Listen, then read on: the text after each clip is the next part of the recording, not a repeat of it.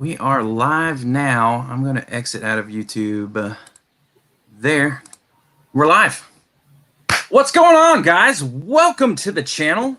We have a wonderful, wonderful lineup tonight with an interview, hangout session with all of my favorite people and Mr. Connor McConnell, the owner of Abominable Toys. It's awesome to be here. I'm excited. Thanks, man. Yeah, really appreciate you guys coming around, man. So we're going to go ahead and just do like a little introduction. Weird Flex, we'll start with you and we'll just go around the horn. Go ahead and shout yourself out. Tell people stuff. Go for it. All right. Hey, guys. What's up? It's Weird Flex here. Collector of many things. Super awesome to be here with all of you guys and to interview Connor of Abominable Toys. Awesome. Hey guys, Jonathan, one of the co-owners of Smeye World. Also super excited for this. We got a good group of people, and yeah. All right, Will. Hello. Hi. I'm late. What's going on, man? I'm late by a minute. It's okay. Sorry. It's okay. Trying to water my yard, you know. Running inside. From All good. That. You're late, so you're last. So Mr. James gets to go first. James from Pop Couple. I'm sure everybody's looking for Lisa. She's still not feeling well, so he gets stuck with me. But as you guys know, we collect a ton of stuff too, and Chomp is just one of the figures that we just really love. So, yeah, just happy to be here. Awesome. All right, so we'll go with Will, and then we'll let Connor take over. Okay. Because this is all about him today. This is all about him, man. Okay, so I'm late. So what am I doing? Am I just saying hi? Introduce yourself. Oh, okay. Yeah, introduce yourself, man. My name's Will. I have the YouTube channel Dr. Applesauce. Learned about chomps from Pop Couple way back in the day. And then actually was kind of convinced to buy my first one watching one of Weird Flex's videos, because he opened it up and he took a big old whiff of it and just got this really, really funny, mischievous look on his face. I was like, I gotta know what that smells like. Plus, that looks pretty cool.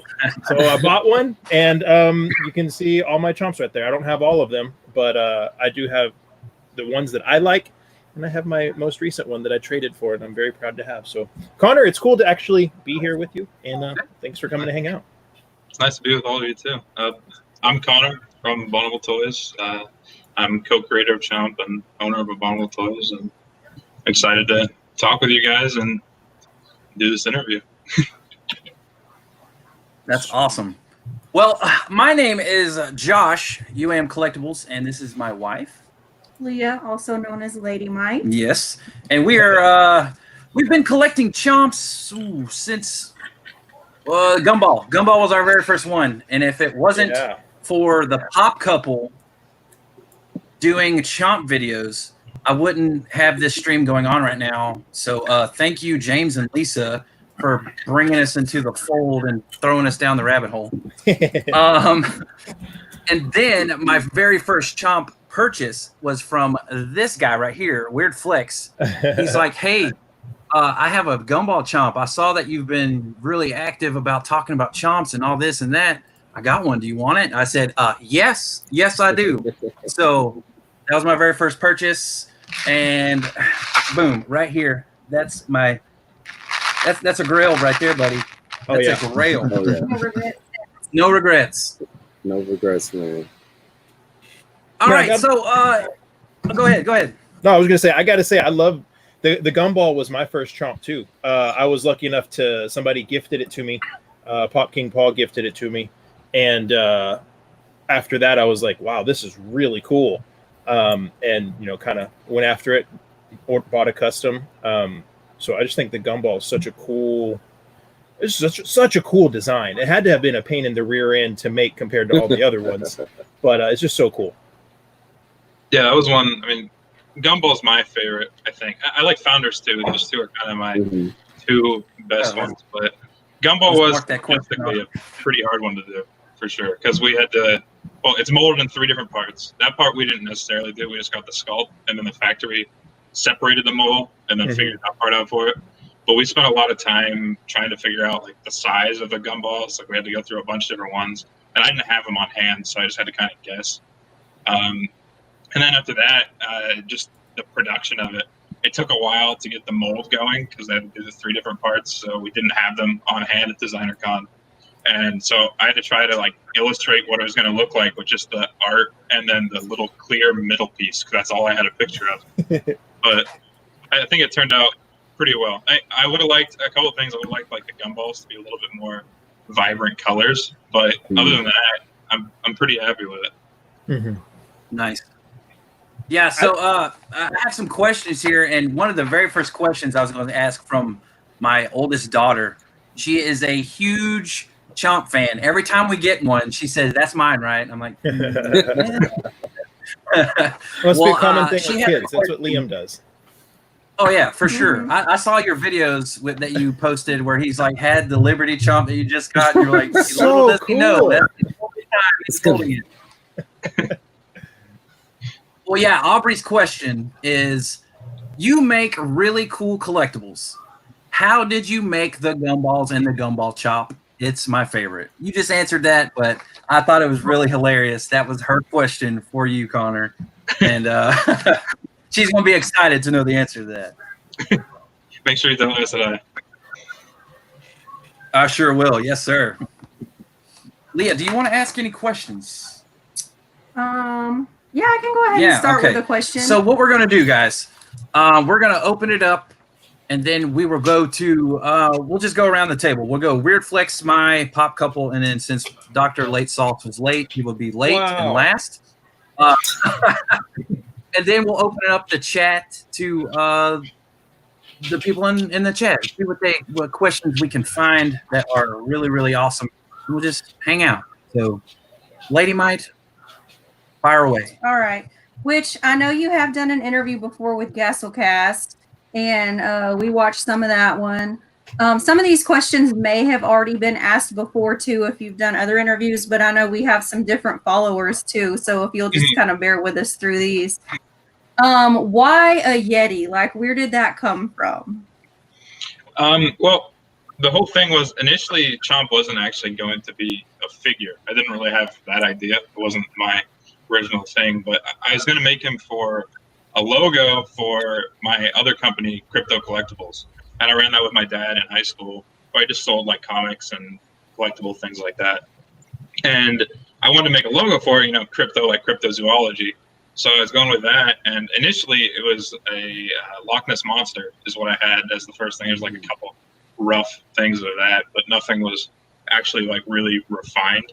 And then I came up with like the idea of doing Yeti, and I did a trade with Ben probably like about a year beforehand, before I had the idea to make this into a logo. And I traded him a Black Panther, the first appearance of Black Panther, signed by Stan Lee.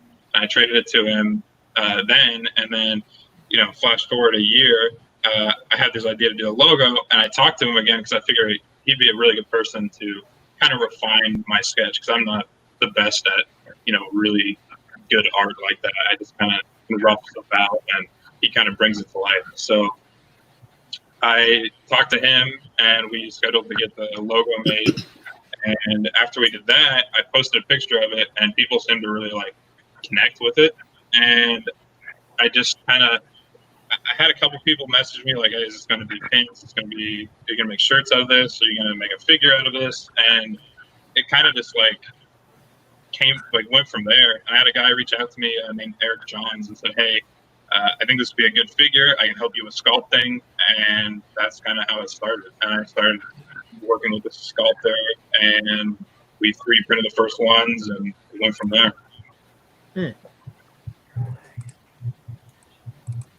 It's awesome. That's super neat. Good stuff. Good stuff. Do you have another question that you want to ask? Well, you've already answered a couple of my questions. You've already knocked some of them off. I was going to ask today that you've released, what was your personal favorite? And I think you kind of already tapped into the Gumball Chomp. Yeah, was Gumball your favorite? Kind of go back between those. My favorite color is orange, so that's kind of one of the first variants I wanted to do. And it's also kind of the first variant that really like sold out really fast, I guess. So it kind of like solidified the idea of Chomp. So it's kind of a special one for me. So those two are probably my two favorites. Man, I really, really enjoy the Liberty Chomp and the Founders Chomp. The Liberty Chomp is my next Chomp besides new releases. Liberty Chomp's going to be the one I go for. And one day I hope to have a Founders Chomp because those things are so rare right now. So rare. Josh, I thought about giving you this for about 3 seconds, and then I decided against it. Oh, man. Yeah, it's okay. It's That's okay. the I would keeper. do the same thing. That is a keeper. Okay, so I have a question. Besides figures, is there anything that you collect? I know you collect Legos, and I know you collect like Apo Frogs and stuff. But what about like collectible cards, like card games or Pokemon cards, anything like that? Have you ever collected anything like that? When I was younger, I did a lot. I collected Yu-Gi-Oh a lot, and I did, kind of everyone did Pokemon for a while, I think. Mm-hmm. So I was into Pokemon for a little bit. I collect like Pokemon Pops, and I play the games and stuff, but I don't really collect the cards that much. I do collect comics to some extent, just kind of like key ones that I really like the first appearance of Deadpool, first appearance of Carnage, those sort of ones. Awesome. Other than that, it's mainly just like figures for the most part. Nice. Okay, let's go ahead and open up the floor to Mr. Weird Flex. How's it going, Connor? Hey. Weird Flex here. You may have seen me in the Facebook group, but a quick question I have: I would like to know your design process, like from concept to creation. Like, what steps do you take? So it varies depending on what the variant is, but basically one of us comes up with an idea. I do most of the initial ones, but Dustin's come up with some really good ones, and Ben's come up with some really good ones as well. And we just kind of talk to each other when we have an idea. And I've had ideas that I thought were really good. Like I had this idea for like a grayscale, like monotone chomp, and I sent it to both of them, and both of them disliked them a lot. So I just didn't do that. Really? But, that sounds dope. Yeah, it's about taking when you have an idea, it's not always going to be the best idea, and it's hard to like come to terms with that and realize that you got to listen to everyone that is collecting it. So I asked a bunch of people whenever I have new ideas for figures, like my family and friends and stuff. And I think that helps a lot with weeding out the worst ideas and kind of coming more close to the better ones all the time. But after one of us comes with an idea, then Ben does a rough sketch, and we get like kind of the basic physical aspects of it. Like if it's a new mold, like we get like the logos in place, or we get the this like on briefs that we get the straps put on and all that sort of stuff. It makes sure everything's lined up right with the original one, and then he refines it and does like a final version of it. And after that, we go and we get a box template, and we put the figure out there, and we do the box template filled out, and then we send that to the factory, both of them, and they'll start manufacturing. But I guess before that, we send it to our sculptor, and he does 3D sculpt. We do a bunch of revisions. Ben does drawovers on them to like make it so it's pretty close to what his designers or what his vision for his design is. And then we send all those to the factory. The factory molds it for 25 to 30 days. That's roughly how long it takes to do molding. And then we get production started then. And we pick like the Pantone colors and all that sort of stuff. So usually it's about from idea to finish 3 to 4 months. It's kind of longer now with all the shipping delays, but that's pretty standard for it. Do you have any 3D prints of any of your earlier Chomp figures? I do. When I was in high school, I actually 3D printed all of my initial Chomp. I did a bunch of different versions of it. Wow. Like, I didn't know, like, I had a hard time visualizing the figure, so I was in a robotics class, and I got him to help me print them out. So I print out all the different versions when we did a revision. I'd be like, I can just pick it up and feel it and say, this doesn't feel right. So I send it to him and say, hey, here's what we should change. And I have like 10 or 12 of those, I think. I gave away some of the mini ones in the beginning of Abominable. I think there's 2 or 3 of them, of like the little tiny figures to have like weird legs because they weren't like the ones we have now. So I have some of those, and I have one resin printed chomp that I got once, and that one's a pretty cool one too. That was of the first original figure, but after that, I don't have any 3D printed of any of the newer releases or anything like that. Do you plan on releasing any resin figures in the future? Maybe small versions? It depends. A hard thing with resin is the weight. Like with Chomp and the box already, it's about a pound. So if you have a resin figure, you're talking like 2 to 3 pounds just on that. So it makes shipping and stuff really expensive. And obviously, production cost is a lot higher with resin. But it's something that we could look into in the future for sure. We're trying a lot of different materials and different things coming up soon. So I think it's definitely a possibility. I just don't know when it would happen, I guess.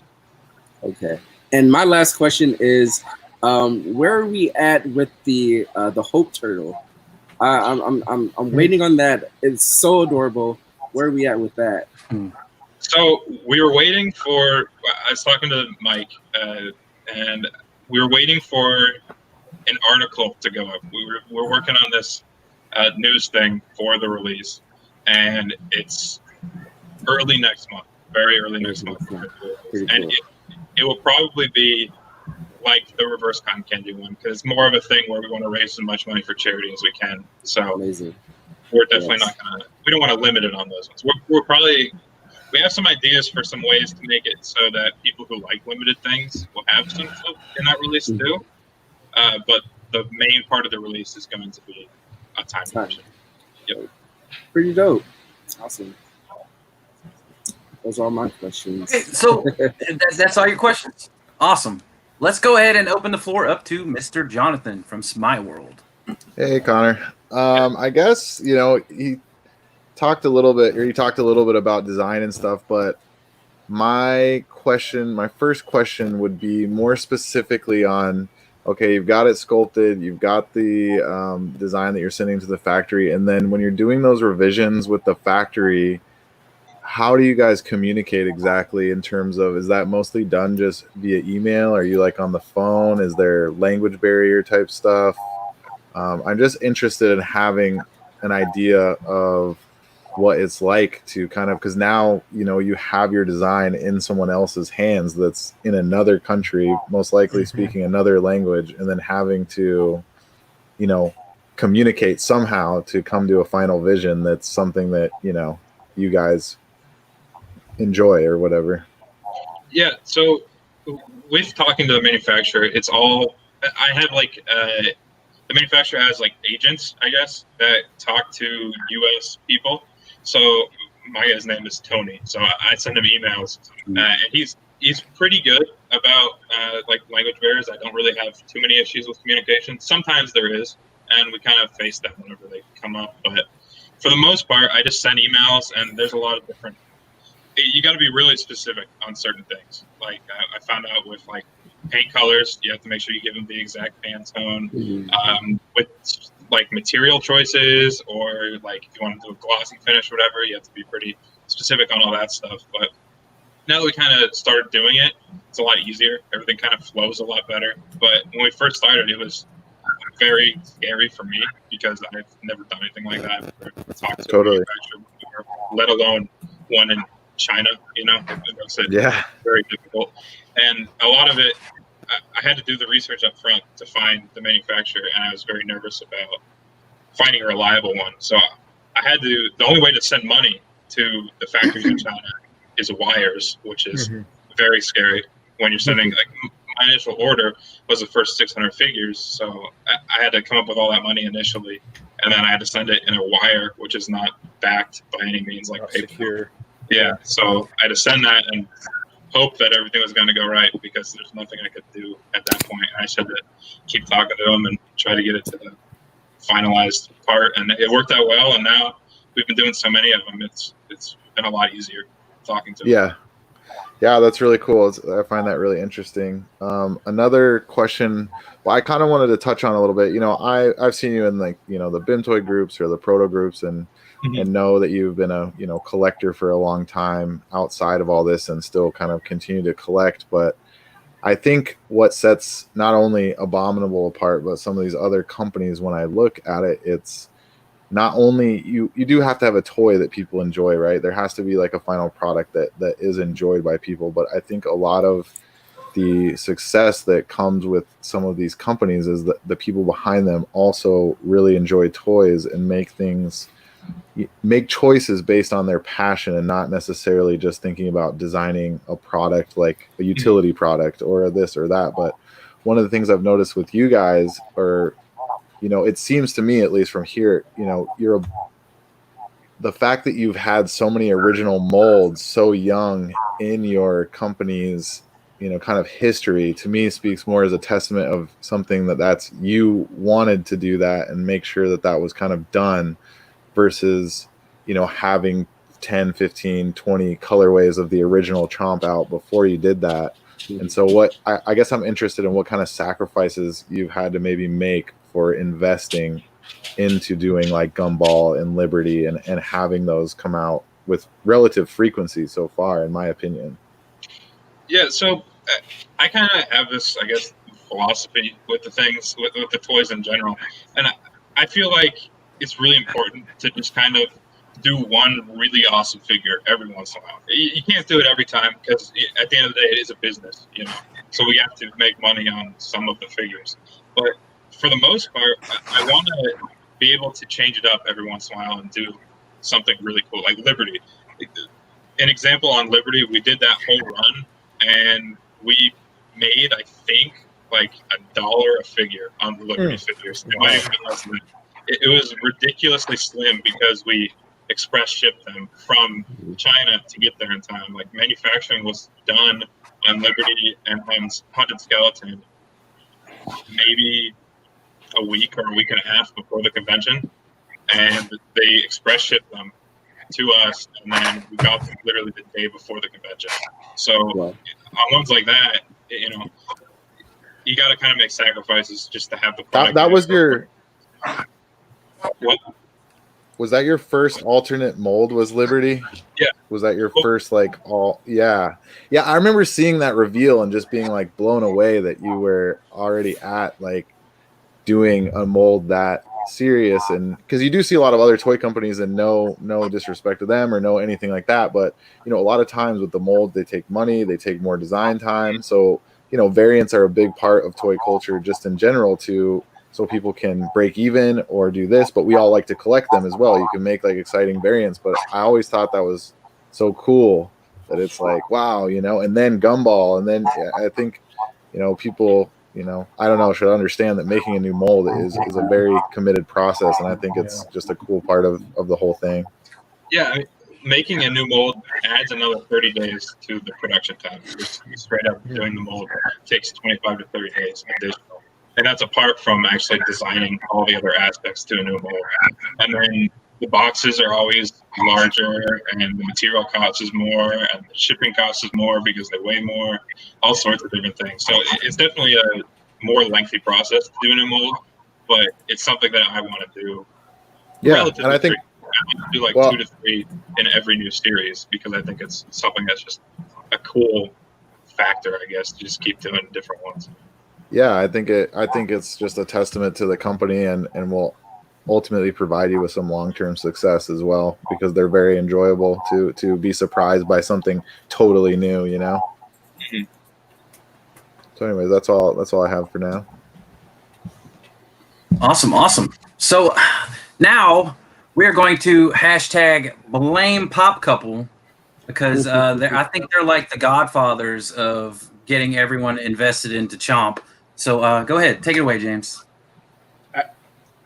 I don't know that we can say that. I know that it was just over a year ago, I think it was. I was looking back through videos when you asked us to be on here, and our first one that we got was the cotton candy. One of the big things about that one was it was something. The way you guys released it was new to us, with the limited release time, where you had a weekend to order it. You guys are going to make however many people made or people requested, and you guys were giving to charity. And so those two factors really said something to us about, hey, let's check this out. And you guys have done the limited time releases a couple times now. How do those go? Because with that, obviously, you don't have a set number that you're making. You have to wait until everything's done. How does that affect the production process and everything like that? Yeah, so with time releases, well, I initially introduced them because we had the Founders release happen, and it sold out incredibly fast. So I had to try to come up with some sort of quick fix to make the next round of figures, like make people be able to get them, because we were at the point where 125 figures was not going to be enough. So when I ordered the first ones, we only did, like, I think the lowest one was gold, which was 50, and then our highest one, I think I ordered 150 of maybe glow. So we ordered them all, and they were all 150 or less pieces.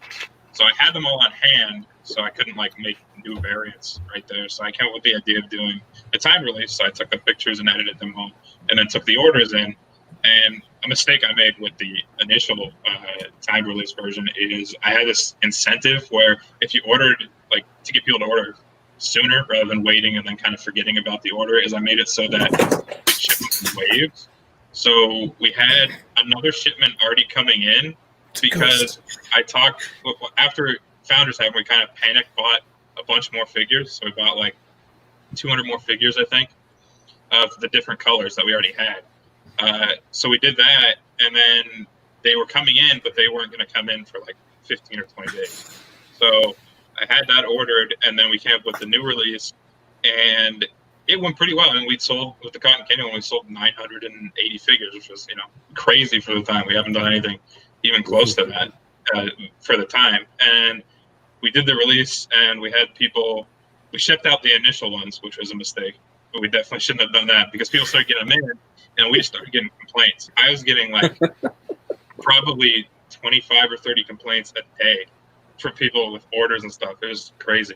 So I was very, I was worried about doing another timed release then, and it was something I was scared about. And then the next ones came in and they shipped out, and that also didn't go very well with people. So I found out just to hold them all, like we have the reverse Cotton Candy ones on hand. We have a number that I think we have like 400 or 500 of them. But we're not going to ship any of them out until, all of them come in, because I don't want to make anyone upset again with doing the staggered shipping. Yeah, so that's the hardest part, was getting people to be receptive to a new form of doing the releases. I know there's plenty of other companies who have done timed releases before. Yeah. I think with designer toys, it's a little bit less common. Mm-hmm. So when we first did it, we were also early in the company, so a lot of people were like, why is it getting delayed so much? People thought we were scamming out and we weren't going to send them the figures, and we got a lot of negative comments then. But afterwards, I think when we build up a reputation, the time releases tend to go a lot better now. And I don't want to do them all the time, because I know there's people who like the limited releases. I understand that aspect of it. So I want to kind of do a balance, do maybe 2 to 3 time releases a year, or 1 to 2 time releases a year, and then do limited figures in between of varying rarities. I think that it's important to switch that up. It's important to have some that are lower limited editions, because there's a lot of people who really like that, but if you do them all lower limited editions, then there's a lot of people who are going to be upset that they can't get all the different figures, so it's just a balance. And I think now we got the time editions a little bit more refined, and it's been going a lot better now. So I guess that we've placed an order for the next round of Cotton Candy figures, and they're going to be shipping to us. So I hope that answers your question on the timed editions. Yeah.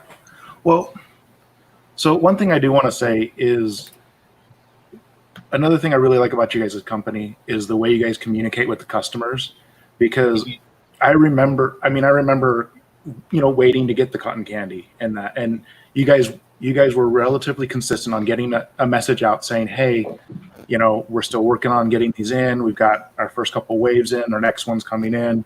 But you guys were keeping us as customers in the loop, and that's something, at least for me, I truly appreciate, because I'm okay with waiting to get my figure as long as I know what's going on.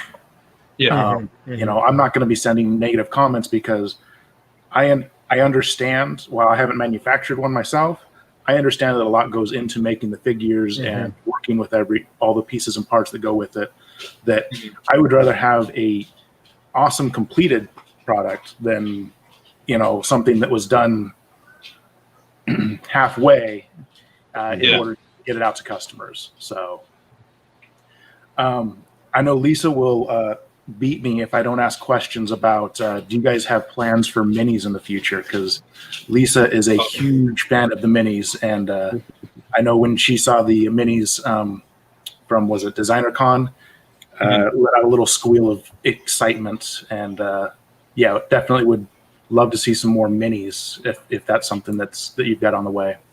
Minis are something that I've been wanting to do for a really long time. I've always liked kind of the blind box style minis in general.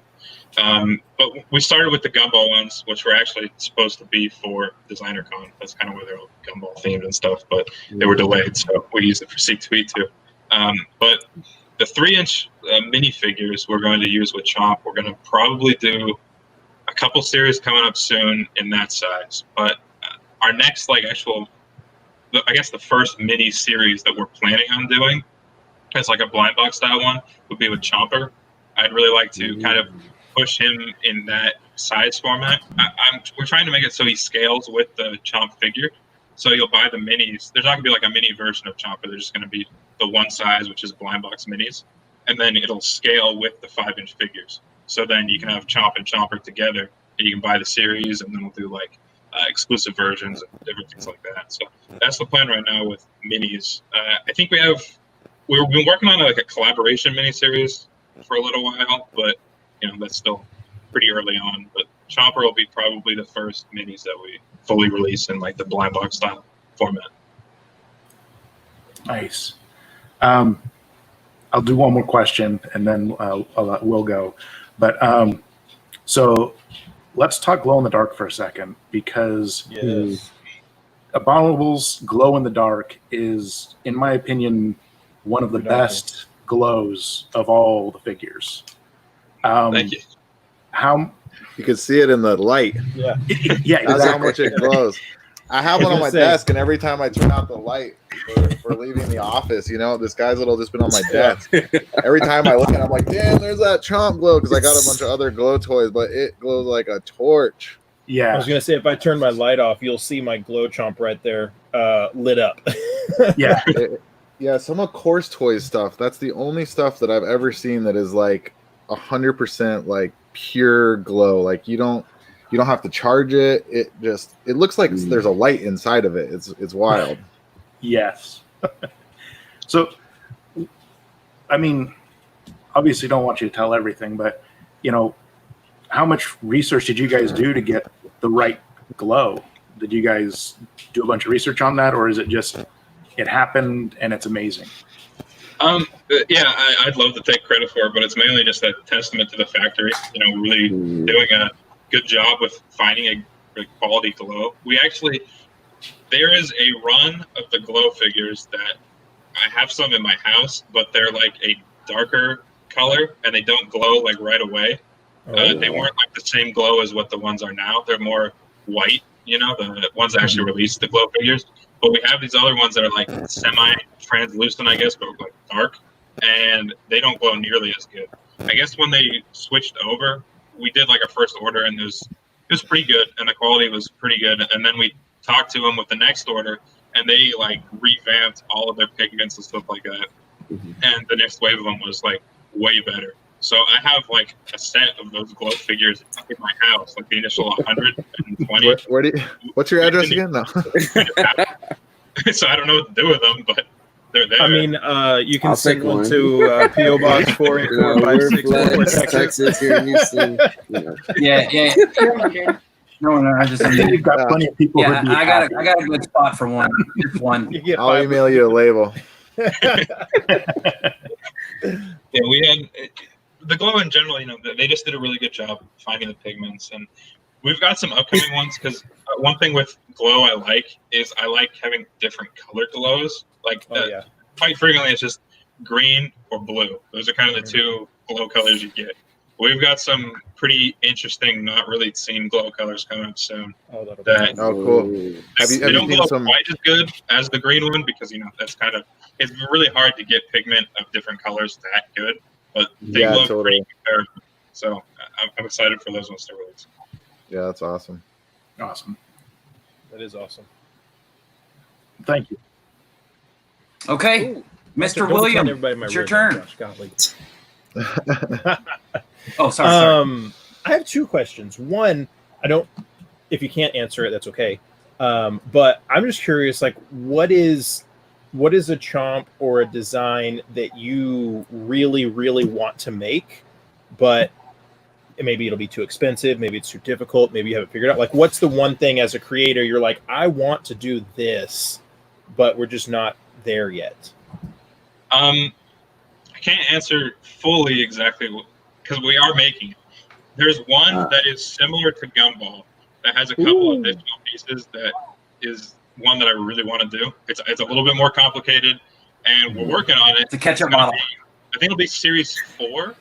I don't think it'll be Series 3, but it'll be one that's like Gumball, but like ×2. It'll be better than that. So that's one that I really want to do. That sounds good. There's other ones like most of the time with molding, it's been pretty achievable as long as we put in the money to do a new mold. There's some with like the pad printing on the figures, a little bit difficult on some figures, so we've had to change or revise some designs to make it so that they can get the pad printing aligned well enough for it. But that one that's upcoming in series, you'll know what it is whenever it announces, but that'll probably be next year sometime. As soon as it's announced, we'll all be like, that's it! It's pretty cool. So I guess that's the one that we're waiting to get it right before we release it. Cool. Really cool. My second question is, and I think this is one that a lot of people are probably curious about, and I think I've heard you address it before, but I'm not sure if someone's really asked you this. Obviously, you mentioned earlier, like you definitely want to do things where people have lots of chance to get it, but you also want to do things that are limited releases because you understand some collectors, like myself, I enjoy limited things, and if I can get it, I'm excited, and if I miss it, well, then I wait for the next thing. So, obviously, being a company, you want to grow, you want to be successful. At what point do you see yourself having to, or if ever, having to do releases that are either larger runs or doing more releases more frequently in order to scale with the demand? Because I've seen, even in the past 6 months, I've seen the demand and the popularity grow exponentially. So that's one thing another thing that time releases are really good for is it helps us gauge the audience as well, because we can see how many figures we can sell. And I understand that when we do the time releases, they're always inflated a little bit because there's some people that will just buy it because it goes to charity, so that inflates the numbers to some extent. So it's mainly just kind of a guess and check sort of thing. I know with Series 3, we have a couple figures that are a little bit higher run than what people are used to, but we also have some that are pretty in line with the one. So it's just kind of going back and forth, and I try to pay attention to what figures are popular and which ones aren't, and how even looking on eBay and seeing prices of figures and stuff like that. I know a lot of people are really against flipping figures and stuff like that, and it plays a part in the collectible industry regardless of people's stance on it. But it kind of helps me gauge what figures resonate with people, because Gumball one is pretty high value, and the run is pretty comparable to the other ones. So and it's worth a lot more than some of or it's reselling for a lot more than some of the others of the same LE. Yeah, exactly. So it helps to some extent with me figuring out what stuff people like. So I guess it's just, I don't know. I just have to kind of go and gauge the runs based on a bunch of different factors, and we kind of guess and check sort of thing. Sometimes we're not going to get them right. We did the Amber one, 250 pieces, and the time when we ordered that, we were like, hey, that's a pretty solid run. But by the time we released it, we had 12,000 people on the website or something ridiculous like that. So, I mean, it's you can't really figure it out every time, but it takes we adjust. We try And to somehow during that run, I was able to land one beating bots and the 1600. So I was in shock. Fun fact about Amber is y'all dropped that the day that my second son was born. So awesome. I'm sitting there and she's, we're at the hospital. I'm like, okay, here comes a drop. There's no indication that the baby's coming. So let's try. And I didn't get it. And then I got it on the, raffle. The raffle. Yeah, the raffle. But I'll always remember Amber Chomp because y'all dropped it on the day my son was born. No. And I thought that was pretty cool. Here, I'll tell you, I have some Amber Chomp stuff to show. And this kind of goes with, I guess, the development process, because I got a couple different ones here. And this is the only figure that I have, like, a lot of development with, because we had a bunch of different, like, this was the initial Amber color. It's very light. Oh, yeah. It's like, so I have this one. And they send this to me as a test, because initially I approved this color. This is what I approved as what we were going to do. And Ben messaged me, like, pretty close to production, and said that we should change it and make it more orange, which 100% Ben was definitely right there. And then we came up with this one, which is more orange. It's kind of hard to see, but that one. And this is the hand-painted one. This is the hand-painted orange one, and then we have, this is the final production one. It's a lot darker. Oh, yeah. But I'll kind of show them all together if I can. That's cool. Yeah, see the progression. That initial color almost looks like a prototype of, what I'm almost like, kind of, sort of. Yeah. I mean, this was like, this is what it was going to look like. We even had, like, I don't know if you can see, but the swirls are even painted on. Yeah. But we didn't end up doing that either. So there's a lot of little changes between this one and the final production one. Since you brought that one up, another question popped in my head.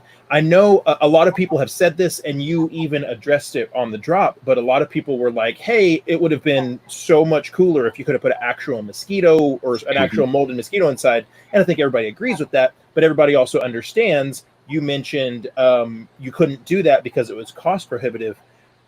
Just out of curiosity, like, would that have just made the figure way more expensive retail for everybody, and it just wasn't worth it, or was it just too much of a pain? What was kind of that process? Well, I don't logistically it would have been really hard to do it vinyl, because if it was vinyl we'd have to find some way to suspend it in the middle. Yeah, we could have done probably, but it just would have taken a lot longer. And to be honest with Amber, I really liked the design, but it wasn't one that I thought was going to be nearly as popular as it ended up being. So we didn't put nearly as much time as we do some of the other ones. I mean, I know Ben, when he did the art, it took him a very long time to get all the shading and stuff.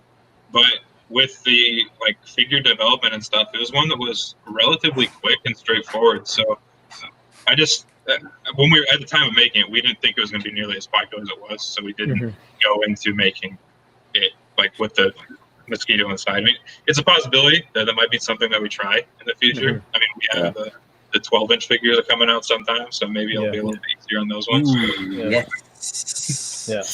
And I totally understand that too. And I think that figure is really cool. I did some shots and stuff in a video for it, and I put a flashlight behind it, and then took some pictures, and that looked really cool. So that's a figure that takes, if you do the lighting right, it takes really cool photos. Sorry guys, my internet's been kind of weird lately. I just dropped It's all good, man. You're good. I guess since we're talking about Amber, I guess I'm gonna show you guys have already seen the pin release that we did today. Oh yeah. Wow, that looks good. Yeah, it's got like an epoxy coating on the top. Oh, yeah, that's beautiful. Yeah, so it's got really fleck glitter in it. Yeah, and then here's close with just the pin. That's cool. Oh yeah, that looks really solid. Oh, cool. It's got the number on the back. This is an AP one, but yeah, it's got the number and the logo like all the other new ones. It's just an AP one, no big deal. Yeah, no big deal. That's the perks of being the owner, right? You get to choose which ones you keep for your collection. Well, one thing that we're starting to do with our new backers and stuff are a lot thicker. We went with a new manufacturer with all the pins, but we're doing APs a little bit more refined. We kind of just made them before, and we just gave them out to I got them and Ben got them and Dustin got them. But now we're doing it every time we do a run. 10% of the run will be artist prints. So we'll do that, and they'll be labeled on the back, and they'll say AP, and they'll be numbered out of whatever the 10% of the run is. So this one is 300, so there's 30 APs. And then what we'll do is we'll give Chase them version.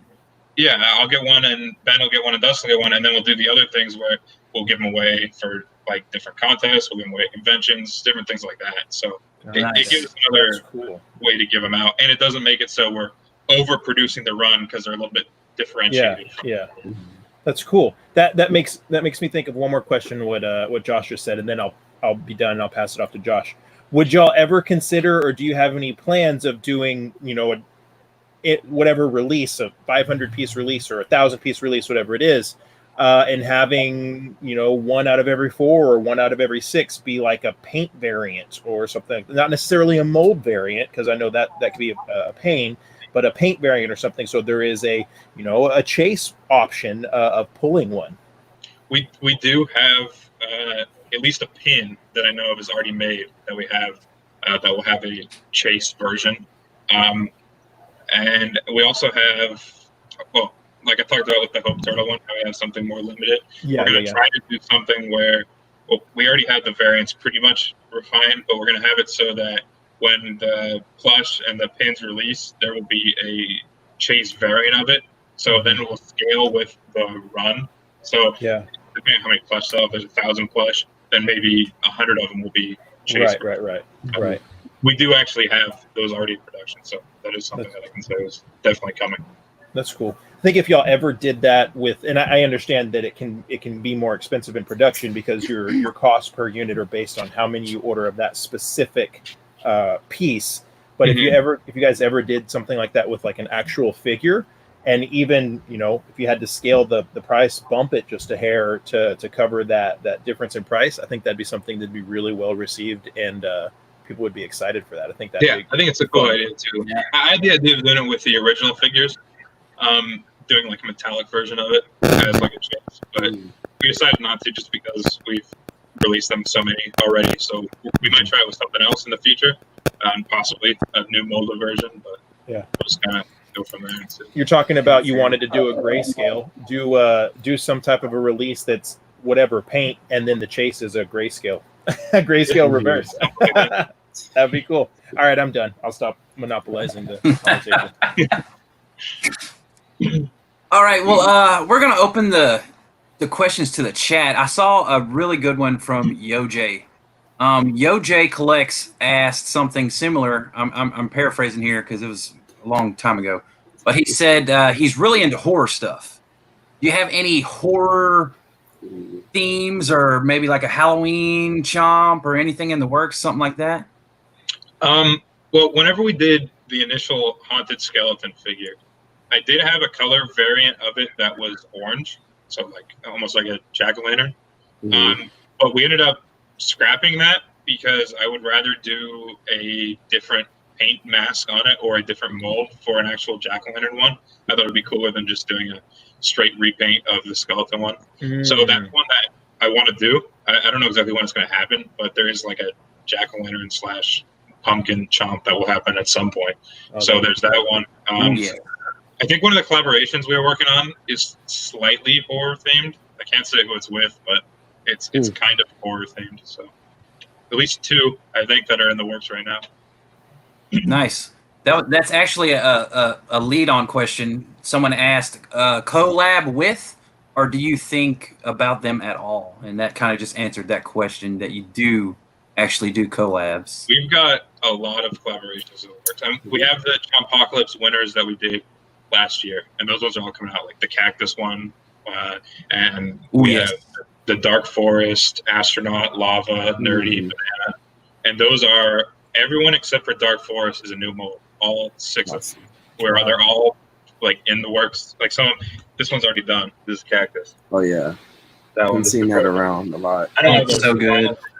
I can see Pop Couple kind of take a step back right there. Yeah. I'm going to zoom in on that. I'm going to zoom in on that if you don't mind. Show that one off again. Oh my gosh. Oh yeah. Beautiful. But we've got Oh those yeah, ones are that's pretty, so they've got some awesome. pretty cool for the Chompagos ones. And then we have this whole designer like collaboration series that we're doing with a bunch of different artists. I know people have Artist seen the series. first one. And we're going to keep going with those. And they're probably going to be a slightly higher price point because we're doing the collaboration. We have to pay the artist separately. But we have a bunch of different ones in the works. I think we have right now 5 or 6 at least with some pretty big artists. And Awesome. we're just going to kind of. I like the idea of collaborations. I think as long as it fits with the figure, you know, they move like they can use their spin on it. I think it's a really fun thing to do. And you might see Chomp as some other people's figures coming up soon as well. That's something that we're working on. Dope. But yeah, we got a couple collaborations in the works. That's with exciting. Those artist series chomps that you're doing, the box art, is every box art going to be different? Because you know, like with text, the artist series is the same box, each one.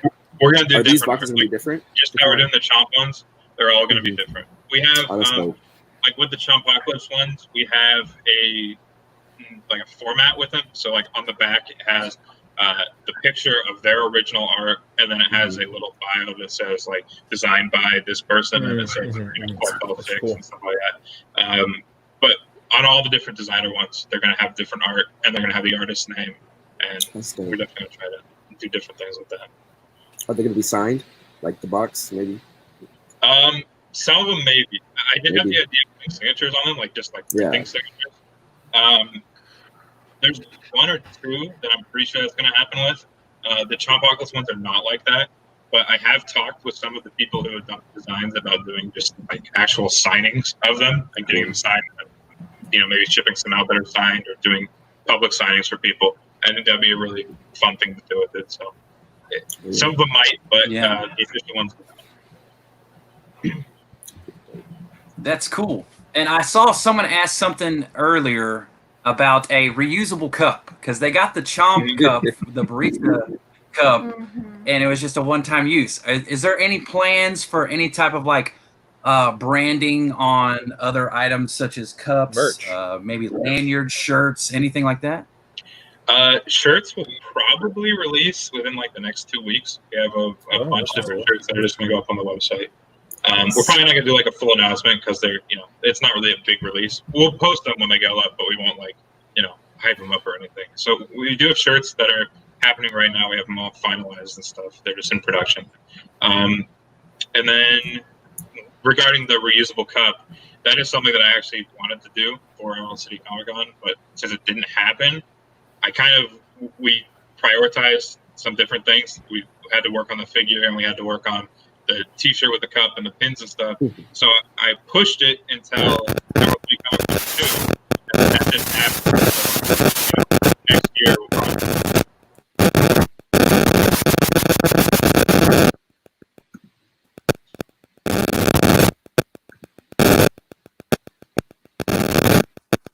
Having some technical issues here. 1 second, fellas. Okay, so I was wondering if that was just me or not. No, that was the going audio's crazy. a little choppy, but I can't tell if it's for me. Yeah, I'm not sure it's me. I'll mute my mic if it's me. I don't. No, that's me, man. I don't know what's going on. Mute your stuff, Josh. You can see if it's you. Nope, not you. Oh, wait. Maybe it was you.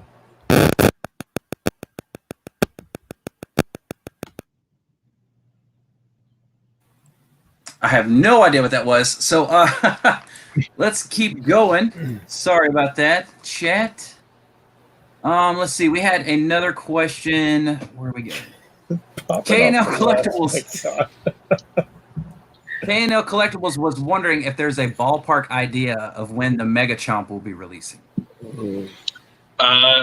It is in molding right now. We started molding probably 22 or 23 days ago. So it's almost towards the end of being molded. I don't know how long shipping's going to take because they're going to be 12-inch figures. So already they're going to be 12-inch tall, which is like, you know, that big. And then they're going to be like 14 inches wide. So they're like this wide. and the boxes are going to be about 2 inches bigger than that. So they're going to be really big figures. They're going to weigh a lot. So we're going to have to ship them probably the slowest that we can. Just try to save on shipping. It's going to cost a ton to ship those ones over. But I would say we'll probably have the first 12-inch figures either end of this year or beginning of next year.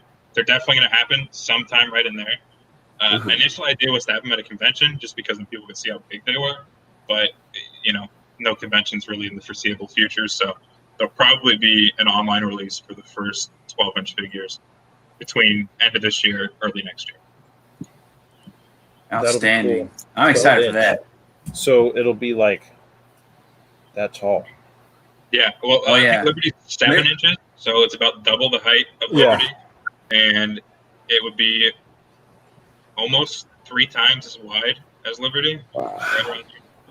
That'll be really cool. Yeah. And then the box will be going to be $50 shipping. Figure on all sides because it has to have the foam around it. So the box is going to be gigantic. It's going to be $100 plus figure. I'm already telling you right now. Yeah, well, we're trying to price it around. Like we know the mega techs are like 200 right around there, 150, 200. So we're going to try to price it in that range. We have to see how much all the costs are first, but I would say it'll probably be between $150 and $200 right in there. Time to save up because I'm getting started one. Saving up. Yeah. Yes, sir. I'm just sitting here this stream and I'm calculating how much money am I going to be spending on chomps here in the next little while. Yep. So. I'm not even thinking about money. I'm just thinking, am I going to even be able to get all of these? Like, I know. So today's drop of the pin happened so fast. Like it just evaporated. I was like, oh, there's notifications finally 3 minutes after the drop, and it's just all gone. Every single bit of it. So I'm scared for figures. The chomps are catching on, people. I'm telling you. Ooh, I'm scared for when these start just getting sold out instantly and we miss on all of our favorite figures. It's going to happen. We're going to try to do different release styles. I know the random release with gold slate and silver slate seem to work pretty well. Another thing that I know that we'll never be able to fully beat the bots. There's no way to be ahead of them with a solution forever. It's impossible. So I think if we just keep changing it up, keep trying different things, some of them will work, some of them won't. It's just kind of we just have to try different things and see how it goes. But we're gonna. That's one thing. Trying to do different release methods because I don't want people to have that frustrating experience every time. Like I understand the feeling of missing out on something that seems like it just goes instantaneously. And I get that. So I don't want people to experience that all the time. That's one thing that I have learned after becoming a chomp collector. You guys take care of collectors. So there's no way that Funko could do this. There's no way. But you actually have gone on eBay sales and actually canceled orders of people flipping these the day of purchase. So not a whole lot of people can say that a company does that for them. And that's another reason why I am a big advocate for Abominable toys. So what's interesting, kudos to that. We print the shipping labels so that people get notifications and they'll list more, and then we'll go through and check them and they'll cancel the order. That's a good idea. That is savagely awesome. What's so cool is I have a couple friends who are super big into prints, like artist prints and different stuff like that. And so I've known about companies going through and canceling eBay listings and stuff from that industry. From my friends, they're like, yeah, I got this, and maybe there'll be a couple canceled because people will put it on eBay, or I bought this specifically to sell it and I can't put it on eBay until I get it because the company, constantly looks and deletes and then bans people. And so I'd known that was a thing, but y'all are actually the first company in collectibles that I'd ever seen do that. And then after I noticed y'all doing it, I noticed BIM Toy would regularly do that as well. BIM Toy does that for sure. Yeah, which I think is cool. My philosophy is, you know what? If you're gonna buy it and if you're gonna flip it, that is what it is. I just think you should wait until it's in your hands, you know, until you shouldn't be able to sell something you don't have. I know there's the concept of drop shipping stuff where you never really see things, but it's kind of different with collectibles. So I thought that was really cool to see. Y'all were the first people. And Amber was the first time I saw you going through and you're like, oh yeah, these 10 orders that we just deleted. I was like, this is awesome. Okay, and we had Aurelio. He asked a question about how Connor felt about flippers buying chomps instead of collectors. Also, along with that, how do you combat this, which we just touched on, the typical process that you go through after or during releases? So yeah, we just touched on that.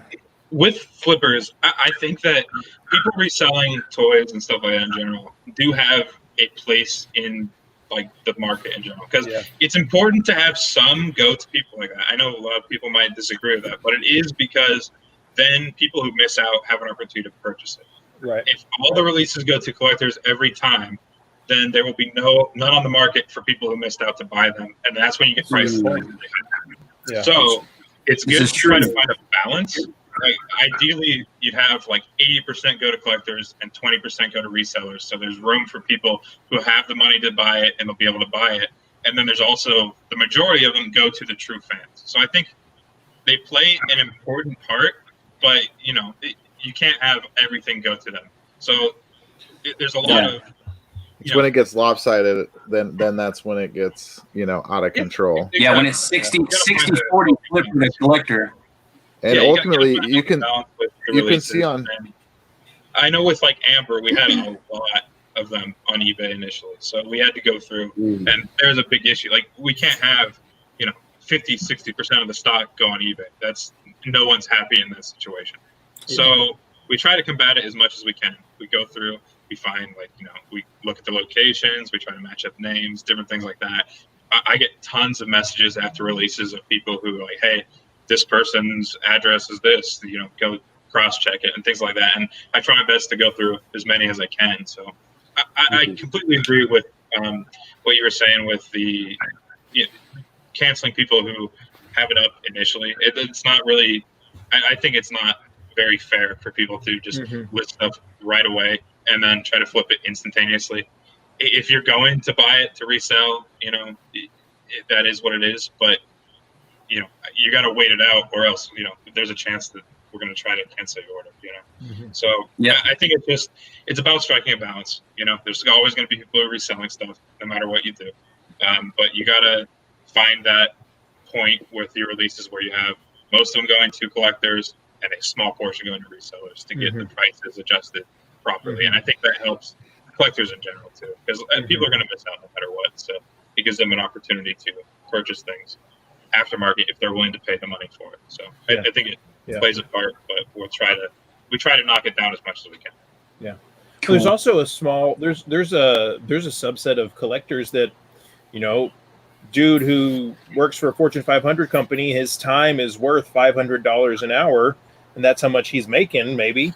And maybe he's a big nerd and he's a collector and he doesn't have the time to sit around for 3 hours on a random Wednesday trying to catch something that costs $40. You know, that's $1,500 out of his pocket, or he could just go on eBay a week later and get it for 3 times retail. Like, that's something that I always try and keep in mind too, is there's collectors like that. Like, you better believe if I ever got to the point where I was so wealthy that I just didn't have the time to wait around for things, you know, it's always about what's my time worth and the cost benefit analysis, you know? So we're going to go with 2 more questions from the chat, and then I want to ask that's especially true for like con releases questions and stuff too. I mean, nope. Someone lagging? Am I lagging? Unless Jonathan is holding a perfectly still face for this whole. I think it's me. Can you guys hear me? I can hear you. I can hear you. Yeah. We can hear you now. What were you saying about con releases? Dude, my internet is frying out, dude. You guys all sound like robots right now. Take us to your leader. But I'll just hang in there. Hopefully it'll get better. Give me all the Okay, so we're going to go with 2 more questions from the chat, and then I want to ask all of you guys a question. We will go with James Winnett. He wants to know, are blanks going to be regularly made? Because, you know, a lot of people take blanks and they'll customize them. And there's a lot of talented people out there that do these at like every day. So are these going to be readily available all the time, like seasonal? Yeah, we're going to have them in stock. Like, it'll be just like the classic chomp where we stock them relatively frequently. We actually have them in the next order of our figures. We're ordering a pretty substantial amount of them. So we'll have them back in stock then. And we just started getting into retail stores and online things, and they're going to be going into, you know, on other people's websites, other people's physical locations as well. So there will be blank and classic chomps available in a lot of different places relatively soon. Nice. Okay, and then the last question I'm going to ask. We got Decked Creates. He asks, when will they have their next fan design contest? So I wanted to do, when I first did the thing, I wanted to do it as like almost a yearly thing. You know, every year we do one. But because these ones got so delayed because of our production and, you know, getting everything worked out logistically just the first time and getting it figured out, it took us a lot longer to do this run of these 6 Chompocalypse designs. So we're probably not going to do one this year. But next year we will definitely have one. I think we're just going to shoot to release these 6 figures first and then have another contest relatively shortly after that. And then we'll, you know, get the next figures and going. And once we get it going pretty regularly, I'd like to do a fan design, even if it might not be 6 people every time, you know, it might only be 2, 3, it might be, you know, the numbers can change, but I'd like to do a series of fan designs probably every year once we get it going pretty regularly. Sweet. That's awesome. That is cool. Okay, so I wanted to open up and ask every one of you guys, what was your first chomp? And I'm going to go ahead and show you guys mine, and I'll let Lady Mike show hers. But mine was the Gumball Chomp. I got it from Mr. Weird Flex, and never looked back. Never looked back. What about you? Mine was Skeleton Chomp. That's so cool. Such a cool one. I still have not gotten my hands on the glow-in-the-dark one, but this one is actually extra special to me because I'm an X-ray tech, and so it just fit perfectly for home with collecting stuff and with my work life. So this one is definitely one of my favorites. Cool. What about you, Flex? I think the Cotton Candy Chomp. I think that's my first. He got so many. I'm really not sure. For sure, but yeah, the Cotton Candy Chomp. I really love what they did, donating to the National Breast Cancer Coalition Fund. My great grandmother, she passed away from. That meant a lot to me, so it's my first one and my favorite one. Cool. What about you, James? So the Cotton Candy was our first one as well. I mean, I remember it for a couple reasons. That was a fun video for us to do because I think that was the first video we did green screen with. So that was a lot of fun trying to figure out how to get that all set up and have a little fun with that. And again, it was the first one that was that timed release, so it wasn't necessarily difficult for us to get. And it was a nice one to kind of test the waters for us on, are we going to really like this figure? Obviously, the answer is yeah, we love it. So, Smeye, what you got, man? Well, I first, started hearing about Abominable toys. I myself and have quite a few friends that were into BIM toy, which I think Connor was into. You were collecting BIM prior to Abominable, right? Yeah. Yep. Yeah, I remember some. My friend. It was like you were doing either pins or stickers at the time. And, just about to, I wish I had just hopped on right then. I was like, someone was like, check this out. This is so cool. And you guys were doing the gold one, I think. And then what is the Founders one with the orange face? Yeah, I had a friend that got both of those. And I didn't snag them, but I was kind of like totally sniffing around everything and seeing what was what and thinking it was really cool. And I must have I definitely got a Cotton Candy, but I got on the first wave of maybe the original release or somewhere like early there that was one of the more common ones shortly after that. But I remember seeing, I think, you know, the inception of everything when it was just like maybe stickers and pins and something like just coming out before those first couple figures. But I do have a couple friends that got that initial Founders release or whatever. Will's up. Put your headset on, boy. Sorry, my wife was asking me a question. My first chomp was the gumball. I said that earlier. The story behind that is, if I'm sure everybody here knows who Pop King Paul is, and he and I knew each other before I ever started doing YouTube videos, before he ever started doing mystery boxes. He would put on toy shows in my area, in the Dallas-Fort Worth area. And it'd be like bi-monthly toy shows or once a month toy shows. And we'd go and, you know, there'd be all kinds of everything. And he always had a big, huge table. And so I bought a bunch of Funko Pops from him. I bought my Master Choco from him. And then just kind of started, you know, talking and did a couple live streams together. And then one day he told me, hey, I sent you a package. Just, you know, a gift that I wanted to send to you. And I get it and I pick it up and I'm like, what the heck is this? And it's like rattling. And I was like, what is rattling? Is something broken in here? What in the world is this? And so I'm like, well, you know, always wanting to make content that people want to watch. Pop King Paul was hot. I was like, hey, look, Pop King Paul sent me a mystery box. And I opened it up and it was a freaking gumball chomp. And I flipped. And, you know, then I think I ordered one from RJ Designs and then ordered then bought the glow from somebody and bought the regular one from somebody. And, you know, here we go. And yeah, I pulled the rare relic Tiny Ghost from the mini series 3 and somebody offered to trade me this for it. And I was like, yeah, I'll do that trade. I was like, do I want a collectible that's this big or one that's this big? Yeah. So, Connor, what is your favorite one that you've made, or your favorite one in the works, either or?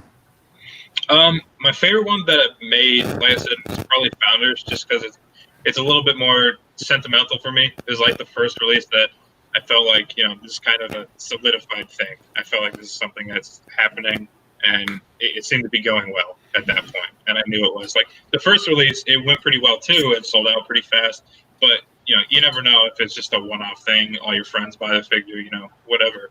And I think that one really solidified the idea for me. It made me feel like it's something that I could continue to do regularly. So I'd say Founders is probably my favorite. In terms of like design, I think Gumball is my favorite right now. But like I said, that one coming up in probably Series 4, it'll probably be my new favorite whenever that happens. I'm racking my brain what that is. Is it like vending machine chomp? Is it, you know, like chomp with all the candy and stuff? I don't know. It's interesting. Maybe piggy bank. It's gonna be a mana potion. A mana potion chomp. It's gonna have blue liquid on the inside. Oh, that would be so cool. You know, like those old school toys. They're double layered, and in between the two layers is like the goo and stuff. And it all cool. Man, there you go. You can have that idea for free, Connor. Thank you, sir. Connor, I actually have one more question. We spoke about BIM Toy a little bit today, and you know, they have their Paradorable membership. What is your deep down honest opinion on memberships like that, and possibly doing something with Abominable toys? I think that BIM Toy does a really good job with their Paradorable membership. It seems like a lot of like true collectors get it with those releases. Right now we're working on getting it logistically worked out. It's a lot more complicated than it seems to send specific emails to specific people, having specific logins, and being able to vet those orders. It's something I have definitely looked into, and I'd like to do my own version of it. I don't want to just copy what they did, you know. Yeah. And they have a really good thing going. They got the, you know, they seem to get the releases down pretty well with the Paradorable membership. So I want to do my own version of it, and I think once we get everything worked out, because I want to do, like I said, I don't want to exactly copy it. So there will be some part of it that is uniquely ours with a version of what they did. And so it's just something that we're trying to get fully worked out before we do it, because I don't want to release it and a bunch of stuff goes wrong right away. Yeah. I'd like it to be fully refined and worked out first, but it's something that is definitely in the works, and it's something that we've been working on for a little while now. Nice. That's cool. Gloria Holloway said piggy bank chomp. That would be awesome. Yeah. That would be a pretty cool one. With some little coins I inside. like the idea of doing different materials too. Like I think a porcelain chomp would be really cool. Like just chomp, but like with the actual porcelain material. It's just That's cool. a lot of that takes a lot of time, because you got to find an actual person who will make it in those unique materials, and it's also a lot more expensive. And if you're working with something like porcelain, it's a lot more fragile. So there's a lot of things you need to account for with all those different things. But we're definitely looking into working with different materials and doing more unique versions. What's your salt and pepper shaker chomps? That would be cool. Salt and pepper shaker minis. Ooh, That's it yes. right there, minis. Make them functional. Ooh, there's so many options. So much. Connor, what's your? I believe you've said once before that licensing is something that y'all want to pursue in the future. What's like that one license that you just like? I want to have that license. I want to make these figures. For me, it's probably Marvel. We actually, when we first did, I think Series 1, right in there, Ben actually drew up a Spider-Man chomp back then, all the way to Series 1. We have a Spider-Man chomp drawing from them. We have a masked and an unmasked version that we have from way back. And I'd love to be able to do it. It's just, I don't want to release unlicensed products. I know Chomp Coffee's kind of bordering that, but I want to actually get the licenses before we do something. Yeah. Have you seen? Did you see the customs that RJ Designs did for Pop King Paul, the Venom and the Carnage? Yeah, they're awesome. RJ just did a great job on customs. He's wow, those were so great. And the Mach 3 chomp by Mario, that was pretty dope too. So Marvel. So hey, you said Marvel. What would Spider-Man be the character that you want to do more than any other Marvel character? I think Spider-Man would probably be the one we'd do first if we get Marvel. If that ever happens. And we're definitely going to try. I know Dustin and I are going to some licensing expos next year if they happen, and we're going to try to move into that. We actually have 1 or 2 licenses that are actually pending. They're relatively smaller licenses, but we are working on some like actual license figures that we'll probably release next year. So it's something that we're looking into. Would a Disney Pixar be a conflict of interest for Ben? I think it would be awesome. I don't know how it will work out if we can get it, but it's something that Ben wants to do as well. We just don't exactly. Pixar and Disney are very particular on their licensing. So it's something that'll take a little bit. We'll have to have a little bit more of a following before we can probably release anything like that. It's going to take a while. I understand that. Yeah, land that license, and you might see chomps in Toy Story 5 or Toy Story 6 one day. Josh, what were you about to ask? So did you? No, go ahead, Leah. Oh, for Connor, did you there's ever a pop in Scooby-Doo. You never know. Did you ever imagine Chomp getting to this point where it is now? Because I know when you started it, some people on here may not even know this, if I'm even saying it correctly. The box had a question mark for the last figure because you didn't even think you were going to make it to that figure. Is that correct? Yeah, I mean, when I started it, I thought I was making 6 figures. We put in the money for it, and I was happy with doing those 6 figures. I thought it'd be a really cool thing just to have them made. And it really took off from there, and it's way bigger than I would have imagined it to be at this point, for sure. So when we did the initial ones, well, like you said, with the mystery one on the back, we didn't even really plan far enough ahead to what that mystery one was. In my head, it was blank, but we never put it on any of the boxes. So there's never one that actually fills out all 6 spots. So it's definitely something that I didn't imagine that we'd get to this point, but it's been incredibly fun getting here, and I really love doing what we're doing now. And I don't know, I have a really, really awesome job. I really like doing all these different things. So I'm glad that it The only regret I have is that we did not know about these sooner. Yes. And we didn't start collecting them sooner. Blame Pop Couple. Yes. It's y'all's fault. I regret not buying an original gold. Oh yeah, I regret that so much. I have a spray painted one, but I was gonna say, bro, at this point, just spray paint one. I have a spray for painted real. one, but that's as close as I'm gonna get. The only one I regret not having, and I don't know, I've kind of been able to, if I don't like it, I just won't get it. So I have all the ones currently that I want, except the glow in the dark skeleton chomp, because I love all things glow, and I think there's only 2 glows, right? It's just that one and then the glow original mold. That's the only one. There's the Liberty glows too. Oh yeah, Yeah, the Torch. torch. little torch. Yeah, Yeah, I those know. are all glow. I remember trying to get the skeleton chomp when it dropped, and failing. And I was I was very upset. Josh might remember in our admin chat, I was not happy that I missed it. Yeah, I do remember that. So I regret not getting Liberty because I wasn't into Chomps then.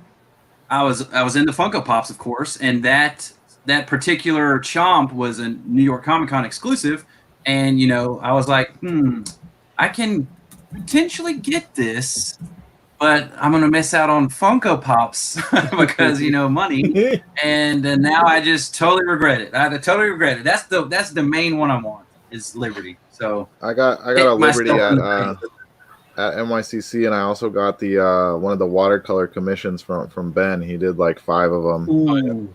So I've got it's like a watercolor. I got an MF Doom Chomp. He's a rapper that I like. So he's got this mask he wears, and That would it's be so cool to have. I know MF Doom. Hey, yeah. So I got Ben. How you had to tell him kind of how you want it stylized. So that's what I chose. I was gonna pull it out, but it's around here somewhere. But there's so much stuff around here right now. I can't remember where I put it. Josh, I know you got a fig pin or 2 you could sell and buy yourself 2 or 3 Liberties if you really want one that bad. Oh yeah, I already got rid of Bakugo, and that's what paid for this this San Diego Comic Con. So I'm definitely trying to get rid of the rest so I can pick up all the chomps I'm missing. We actually have another question. We have 2 blank chomps. We are wanting to customize them, but what, Connor, would you like to see us do with the customizable blank chomps? Oh, I don't know. I love seeing all the custom, and it's really cool to see people, do the different ones and use their own unique art style on the figure. And I guess I don't know. I'd like to see what you come up with. Whatever you guys think will be the best. And it'll look like my children did it. I'll tell you that. Yeah, so. that's the best part. We'll call it the playground chomp, and just There you go. You could do like grass stains on his legs and stuff. You could do a Boo's sketch from Monsters Inc., where they do like the version of Sully. You could do something like that. Yeah, Cool. There we go. There we go. Pretty on par. Okay. Does anyone else got any questions? I mean, we have 57 in the chat, and we've been going for about an hour and 25 minutes. So. Yeah, I had a question and I forgot. I don't remember. I can't remember what it was. I don't. Okay, I got a question for the group. What is a chomp that you really want to see come out? Like, in your opinion, what do you think would be an instant buy for you? Weird Flex, go. Tech Chomp. That Okay. would be pretty awesome. Yeah, that would be an insta buy for sure. Mm-hmm. Yeah, James. That's a tough question. I mean, any chomp, but no. I mean, we're not big horror fans, but I do think something like a jack-o'-lantern chomp would definitely be an instant buy, especially with maybe not all glow, but glow features or something. Like something like that would be. Yeah, that'd be definite. Got to find a way to get it. Yeah, yeah. I would scoop up anything like if y'all did a Christmas themed chomp. That would be awesome. Santa Claus. Like a Santa Claus. Santa Claus, chomp. too easy. That would be Yeah. awesome. I had an idea for like a Christmas tree chomp where like his legs were the stump, and like his fur was like the tree part, and he had like ornaments in Ornaments. it. Yeah. Like, Yes. Oh, That would be That'd be great. funny. You do a Santa Claus chomp. You just don't call him Santa Claus. You just call him, I don't know, Christmas whatever chomp, and then you do a mini that's an elf. That would be a cool one. That'd be cool too. Sell them together. Charge a premium. Yep. They'd sell them, and then flippers would be selling them for $400 the next day. Oh, of course. Oh, you know Oh it. my god. What about you, Jonathan? I'm probably, from everything we talked about tonight, I guess I'm most excited to see some of the artist collaborations. Mm. I think that's just in general, really cool to see, and it does add, we've seen at least a proof of like the Sket one coming, and it does add a little bit of, dynamic. I think anytime, and that's cool. Just another aspect of doing the blanks and encouraging the customs and encouraging stuff like that. It's amazing how long a mold can be around, and then someone just like does a left field something on it, and I feel it can change the whole dynamic on how the mold is perceived. Like a very good custom sometimes will be like, oh wow, I never even looked at this mold this way yet, and it could be after so many figures have already been done, which is pretty wild if you think about it. You kind of think once you get like 50 designs, maybe 60 designs, at least relatively, that you've kind of seen this mold specifically. I'm not necessarily talking about the design itself, but I think sometimes it can really shine a whole new light on the toy itself, which is really cool. Or on the mold itself, sorry.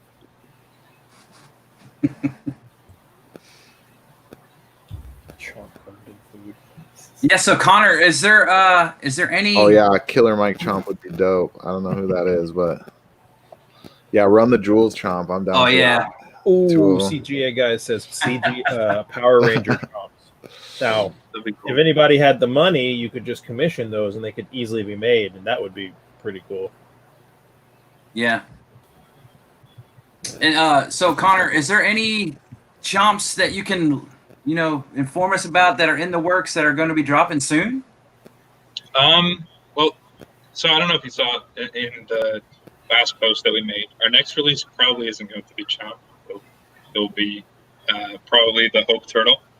And then after that, we're looking at, I think, August. We've got something with Plastic Empire again. They've got a new figure coming out. And then we've got New York coming up after that. And New York's going to be, we'll have 2 figures for New York. Ooh. And they'll be pretty cool ones. You might see something returning. You might see something new for New York. But that's about all I can hint with for that one. And then Designer Con, we have the Sket 1 release coming out then. And we might have some other surprises for Designer Con as well. With, Sket and some other different things like that. So that's pretty much funny thing with Sket. Yeah, that's awesome. So the funny thing with Sket, this was about 4 or 5 chomps ago that we didn't own, and we just, I showed her that the concept, or it could have been the finished product, but I showed Leah that chomp. I said, I really like that. And she was like, I don't know. Now, 4 or 5 chomps in, she's like, we got to get it. It's like a rabbit hole. Once you go down, it's endless. It is. I may or may not have 1 or 2 chomps back there that I like, but I would totally be willing to trade if I miss out on the decon chomp. Yeah. I think that'll be a really cool one. Sket does some really awesome work, and I think his phase 1 is a really cool design. So it's really something I'm really excited for. Nice. I do have a question. Oh, go ahead. I'm sorry. Yeah, go ahead. Oh, I was just gonna say it's cool too. I think it adds to like the Sket 1 and some of that stuff adds to like the tradition of kind of being able to put those colorways together and then have like the different molds where you have either the Tech 63 or some other things that he's done, and then kind of put that together and have an array like that too. So that dynamic is also really cool about artist colorways and stuff. Phase 1. So where did your black and gold and silver slate concept come from? Because those were huge. Like they were so popular, but yet they're so simple. The box I mean, it's design's just, so you know, So- it is. That one came from Dustin. Dustin actually, he deals with a lot of designer toys in general and just toys. So he's seen the black and gold colorway a lot of times, and he pitched it to me and said it'd be a really good one because we started. I don't know if you saw it, but on the back of the black and gold and black and silver, they're not in a series. They're like almost like the original figure. Yeah. That was cool. So I kind of have this idea of doing these ones that are not in series, which would be like the ones like that. They just be basic recolors of the like initial figure. So then for the series ones, we can have really interesting, unique figures, and then we'll have like these spacer figures that aren't in a series. And the main reason for it actually is because when we have delays on stuff, we can put one of these in there. Like, we have a bunch of these recolor ones already purchased, and I don't want to do them like all the time, and I don't want to do just real basic ones. But I think if we have a recolor that we can do that has a little bit of uniqueness, like glow in the dark, or on those ones is metallic, and the boxes were metallic, different things like that. I think they're good ones in case something goes wrong, because it always does. So now we have these ones that we don't have to plan out exactly, and we can fit them in when we need to. So that's that's kind of how those ones came out. Okay, that's super neat. I was kind of shocked at how popular it was because people were trying to trade these. They're like, anyone get a slate, I'll trade you for Amber. the Amber, I'll trade you for the gumball, I'll trade you for the barista. And I was like, I can't believe they're going to trade the barista for this, Crazy. Yeah, and I'm also sad that I missed the black and gold version of that because we are Saints fans. And black and gold Super Bowl, baby, and I was just sick to my stomach whenever I was like, oh, there's a drop. There's two of them. Oh, black and gold sold out. No. We did manage to get the silver, and it looks awesome in person. Yeah. Another thing with the silver box, I'm sure you've noticed with it being like glossy and then it has the metallic on it. That's one thing that you've seen all the other Chomp boxes, how it's kind of like a paper material around the edge. But something that we've looked into for doing the upcoming series is all UV printed boxes where they're like that. I really like the feel of those ones. I think they turned out really well. We have some of them that we've already paid for that already are, with the old style box. But going forward, we're going to try to have the nicer glossy style box for all of them. And I like the metallic printing on some of them. So whenever we can do metallic printing, we're definitely going to. And we've also looked into glow printing on boxes, so there might be some with that. Yeah. Wow. Yeah. Y'all's boxes are so beautiful. Like I don't have the room in my current studio, but I envision and dream of a time when I can just like have a display for just my boxes, like my Chomp boxes, my Super Plastic boxes, my Hot Toys boxes, all of those different boxes. Just the boxes themselves look really, really cool. Sure. Speaking of boxes, I actually have. I can show you this. This is kind of how the boxes are made. We get them in these sheets like this, and they like put them over the cardboard. Oh, So yeah, I can see that. And then there's this one. Oh my gosh! Oh, cool. His expression is just awesome. And then What's really great about those is you can sign those, and that's be like a legit Chomp print to have framed. Send it to UAM Collectibles. Yeah, send it to us for sure. So going forward, we're making 4 or 5 of each of those, and we're going to just Ben and I are both going to sign both of them, and we'll just give them away for free at conventions. Cool. Awesome. That is awesome. It's something that we think will be a fun thing. Cool. Yeah. That's interesting. I never thought about that, but looking at the box, I can see where it's folded over. That's super cool. Yeah, you have companies that are like actually making Chomp box protectors now. Is that something did you guys ever think that would be a thing? Like, could you maybe make your own and like maybe sell them on the side? Or have you ever thought of anything like that? When Collector Protector first started doing them, he actually contacted me beforehand. Said, "Hey, we'll give you 10%, or I don't remember exactly what it was, of the sales if we can use your logo and stuff on them. And at the time we decided not to, because I think that protectors are an important part. I think people really like them, but it's just something that I didn't really want to get in with Funnel Toys. I'd rather focus on like just the figures and all the different products rather than doing the protectors myself. So I'm glad that there's a bunch of businesses doing it and being able to get into that market and fulfilling that for the people that like having protectors in it. So I don't want to interfere with their business at this point. I feel like I feel bad, cutting in and making our own version of it while they're already making theirs. So I think that there's a lot of people doing it right now, and I think that's where I'd like to keep it. Yeah, the chat agrees. Chomps deserve to be out of their boxes. They do. That's one thing I love about them so much is you don't feel guilty displaying them out of box. That's where they're meant to be. It's out of the box. There's no way that this should be in a box. Initial Chomp figures is I don't want to have any seals on the outside because I want people to open them. I want you like Pops. You know how you can open Pops, you can take them out, you can look at them, and it's not as big of a deal because there's no seals. You're not breaking anything. You don't feel horrible about opening it up. And that was something important for me because I want people to get the full experience of the figure. So that was one thing I definitely was looking into when we were first doing the packaging for it. Awesome. Anybody else? Anybody else got any more questions?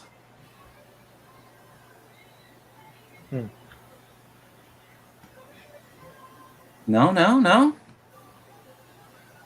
Anyone in the chat got anything else they want to learn from anyone here in the awesome ultra stream that we have going?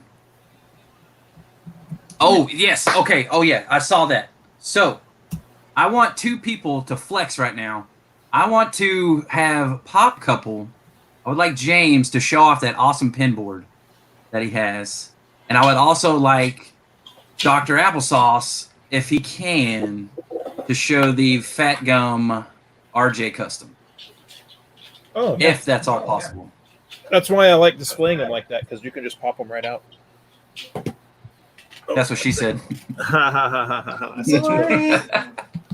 So while they're getting those, Connor, now that it has taken off, I know you do the drops like the cotton candy that you just basically have the window open until people can buy it until it closes. Do you plan on increasing the number in the run? You know how you have like 250 or 400? Do you plan on upping that since they're become more popular, or do you plan on keeping it kind of a tight, limited exclusivity thing still? I'd like to kind of play with the numbers a little bit. In Series 3, we do have a few figures that are higher run counts. And I think a couple of our collaboration ones are higher run counts. And I think it's just important to kind of go across the board, do low ones, do high ones, kind of go back and forth. Because there are people who, the reason why they like collecting these toys, and any of them in general, even Quick's figures, anything, is because they're limited. I understand the feeling. You get a figure, you get that adrenaline rush of buying the figure, and then it comes in, and not a lot of people have it. That's exciting for a lot of people, and I completely understand that. So I don't want to get rid of that for people. I'd like to just have more options, so that some people will be able to get ones that are higher runs, and there'll be the lower runs for the people who really like that. And I think it's just good to strike a balance between the run sizes. So we've got a lot of varying different ones for the upcoming series. Awesome. That sounds good. Okay, James, I'm about to blow you up real big. I want to see this thing. Look at that. Is that complete? No, it's not complete. I'm missing a couple, but still impressive. Brittany from Cheap and Nerdy made this for us, and then of course we've been getting all of the pins that we can and getting them on here. So that's awesome. What's your favorite pin on that board? Ooh, I really like the controller one here. Yeah, retro. That needs to be a chomp. Yeah, it does. That was the last pin design I did myself. I actually did that whole design on Procreate on my iPad. That was the last one I did fully by myself. So that one's pretty cool. I'd like to do a figure at some point. I think it'd be good if we did it. I want to do a new mold. I want to make it so the buttons were like clickable. I think that'd be really cool. I was going to say, yes. Make it as a figure. It's got to That be, would be amazing. The joystick's got to move a little bit. Buttons got to. Oh my gosh! Oh my gosh! That would just be an amazing figure. Yeah. Oh, that'd be so cool. Yeah. Top notch. Yeah, that'd be so cool. Okay, Will, we got to see the RJ. Okay. So this is a custom that I commissioned from RJ Designs, and this is Fat Gum. He is a hero in My Hero Academia, and RJ actually like did it perfectly. Like it looks just like, the way Chomp is formed, because Fat Gum, his name, he's a big fat guy. Like he's a big fat character. And so it just works perfectly. He wears a big old yellow jacket. And so RJ kind of, he added, I thought it was sculpting at first, but it's a little bit of foam. He added some foam right here for a zipper. And he added some foam right here to kind of go around the leg. And it's just worth every penny. And when I did this, he actually sent me a custom Pika pool that's sitting right over there. And I told him, I was like, man, I'm going to make this in a video. I'm going to show it off. And he told me later on that he was really, really nervous because his stuff had never been videoed on a high definition camera before. And I was like, dude, people are going to really like this. So be prepared. And then he took a whole bunch of orders, and now his lead time is like 8 to 12 weeks right now or something. Wow. But it's beautiful, and he charges $150 for a custom like this. He'll provide the blank, and a lot of people, and I know Jonathan from Smeye can attest to this, a lot of people get sideways when they see how much a custom costs, but they don't understand, like, look at the clean lines. Like, they don't understand the work, the skill, the time. Yeah, and they're actually adding modifications to it. It's not just a paint job. Yeah, this isn't just a spray paint on here. Like, this is hand brushed, painted on this figure, and I love it. I would say it's my favorite Chomp, but it's not really. I mean, it's a custom. It's my favorite design, but I just think, obviously, you hear me gushing about it. It was worth every penny for sure. It looks really, really cool. Let's see if I can get him to stand. Look, he can chill with Liberty. Yeah. Jarhead Collector, thank you for the super chat. He says, color change Chomp, hot and cold colors. Ooh. That'd be a cool one. Yeah, that'd be cool. We actually, I'll just say it because I don't know when it's going to happen or if it'll happen, but I had this idea to do like a Chomp at the beach where it'd be like peach colored, and then take him outside and get sunburned. I thought it would be a really fun one. That'd be cool. So that might happen at some point. Mood ring. And like swim trunks or something. Yeah, it'd be incredible. Surfboard. Yeah. Jonathan, do you by any chance have that the Rombitz Napala Chomp on you at all? Or do the you have that? Honestly, I wish I did, but we didn't. The editions were so small. We didn't want to keep one to shrink it down. So they all went out. I don't have one of those. Some of our customs and stuff I do have one around, or I try my best to kind of keep the ones that we do if we do like a little run, but those are all in the hands of collectors. And that's awesome. Yeah, we have a lot of fun. I do have some more blanks, and we definitely plan that at some point in the future that we'll do some more custom chomps. We're trying to kind of cycle through different molds and stuff to give it all kind of different flavor, but that's one we want to try to keep in some relative normalcy, because it is a really fun one to work on. But yeah, I wish I'm empty-handed myself, so sometimes I see that and I'm like, man, I wish I had one, but I don't. Yeah, because I saw there was like an AP version of it that had like more sprinkles or something on it, and it had when I saw that, sprinkles. I was super happy. Yeah, it had chocolate sprinkles, and then he had Rombitz had the idea he glow resin cast just a straight spoon, just for fun. So he took a spoon and cast it in glow in the dark, and then kind of put the face of that particular Chomp on the spoon, which I thought was really, really cool. That is really cool. Yeah, that was cool. It just came in the box, you know. I think he cut the foam a little bit in the box, so when you opened it, there was like this glow spoon in front of the chomp or whatever. That's cool. That's cool. Yeah, he's really creative with that stuff. It turned out really nice. Connor, do you have a favorite custom that you have seen anybody make? There's a lot of really good ones. I'd say that RJ probably has my favorite. The Hulkbuster Iron Man is probably my favorite custom job. I really love that one. But there's been some other like really cool ones. I know they did a couple Chomp Tiny Ghosts. That was a pretty cool one. I like those. I've seen those a few times. And what else? There's that Sunrise Fade one. I can't remember who does. I really like those ones too. There's a lot of people who do really interesting ones that they do a bunch of different ways, and I really like a lot of them. That's one of my favorite things. I try to encourage people to do customs as much as I can. Like we do like the custom contest, and I want to do those more often. I think it's really cool to support people who put their creativity out there and give their own spin on Chomp. Is this the one you're talking about right there? Yeah, that's the one. That was pretty cool. Yeah, slow. That's slow. Yeah, he makes pretty awesome stuff. Speaking of, show that again. Oh yeah, those look great. That's that looks real good. Yeah, That looks solid. Okay, so are there any final questions? I think we're going to wrap this up because everyone seems to start lagging now. So, any final questions?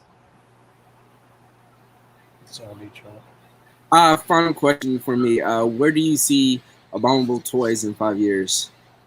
In 5 years, I don't know. I'd hope to be doing the same thing that I'm doing now, just a little bit bigger extent. I know. Well, we're expanding in booths, like DesignerCon this year, which I don't think is going to happen. But we have 4 booths at DesignerCon, so wow, we're really scaling up a lot. So I'd like to just continue doing what we're doing now, and then just scaling it up. And I think that's ideally where we would be. Yeah, I have a question. Yeah, I know. Oh, go ahead. No, so being as 4 of the 6 of us here, make silly videos to put on the internet. I've noticed that I don't know, people making videos about collectibles and collectible companies. It's relatively new, as opposed to like people tech videos and gaming videos and whatever the case may be. People making videos about collectibles and sharing that passion is new compared to some of those things. Do you see that, people like the 4 of us here, do you see that having a big impact on collectible companies in the future? Have you seen any noticeable impact from that? I think it does. I think a lot of things with like channels like this that review products, stuff like that, it exposes a lot more people to the product without them having to purchase it or without them like being able to get it. And I think it's a really important part of people who make collectibles in general, reviewers and just people who show it off or talk about what they like about the companies. It really spreads the word, and it lets people get a first-hand view of the figure without having it.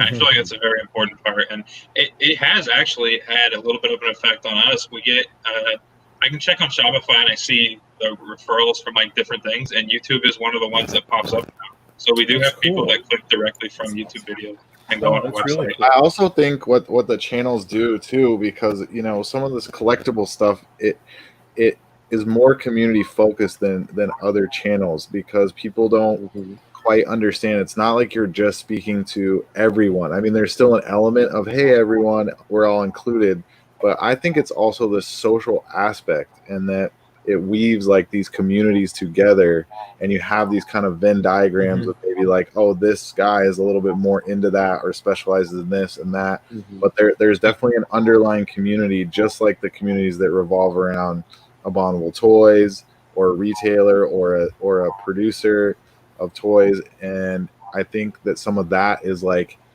they feel they have a place to like share. They might not know enough about Abominable Toys to know there's like a Facebook group, or this is where you find this, or this is where the release is. But if 3, 4, 5, 6 people get it within the Applesauce community or the Weird Flex community or the UAM, like they have a place to kind of say, hey, oh yeah, you saw that episode? Yeah, I copped that. That's really cool, you know? And that creates a dynamic that also adds to like, you know, the whole enjoyment, everything, but I think is also very helpful in creating an early bond with the figure. Because I'm at least for me, I believe there's a very big, you know, communal aspect to all this. We also do this because we connect with each other, we respect each other. Like, oh, I buy your toy not only because I think it's cool, but because I think what you do is very, you know, positive, good for the community, or a good person.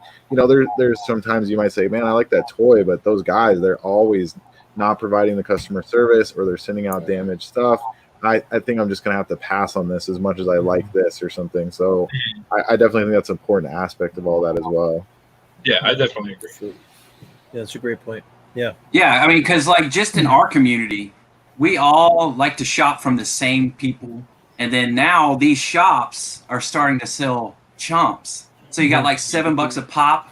They're selling chomps. And then you have Smeye sells custom chomps, and he also sells like you've done the glow chomp and Yeti chomp before, correct? We've got a few like that we put up in the store, you know, of some of the more limited stuff. And then we did, you know, we have the original chomp right now in the store. And, you know, I'm definitely, you know, talking with Dustin and Connor at times to see what's possible. You know, they're obviously doing so much right now and figuring all that out. But I think, you know, you'll definitely see more of that. But yeah, no, it's really cool. You know, and that's Go ahead. Go ahead. Oh, I was just gonna say that, you know, that part's really cool about it. There's some synchronicity there, and we can all kind of like support each other and help, you know, push each other to different heights. And you know, it's really like a special thing, because I think with Funko Pops, especially if you look at it, I mean, this is a $1 billion industry, but when you try to tell someone about Funko Pops and like the community and stuff, they just, you know, it's kind of crazy how basically like mainstream yet super low key it can still be, where it's like, you know what I mean? Everyone's familiar that Hot Topic and GameStop has these like bobbleheads, you know what I mean? That's about as far as you get with like 90% of people, but they do not, there's not something you can quite break a barrier, I think, with people to communicate the joy of the whole community and the actual joy of like all this stuff, and it becomes like a really special unit all the way around.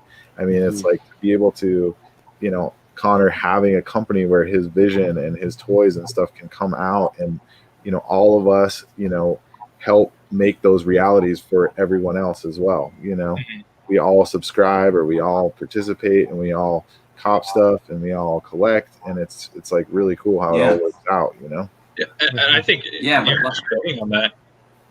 None of this would have happened if it wasn't for me being in those communities. You know, Chomp was named in the BIM toy group.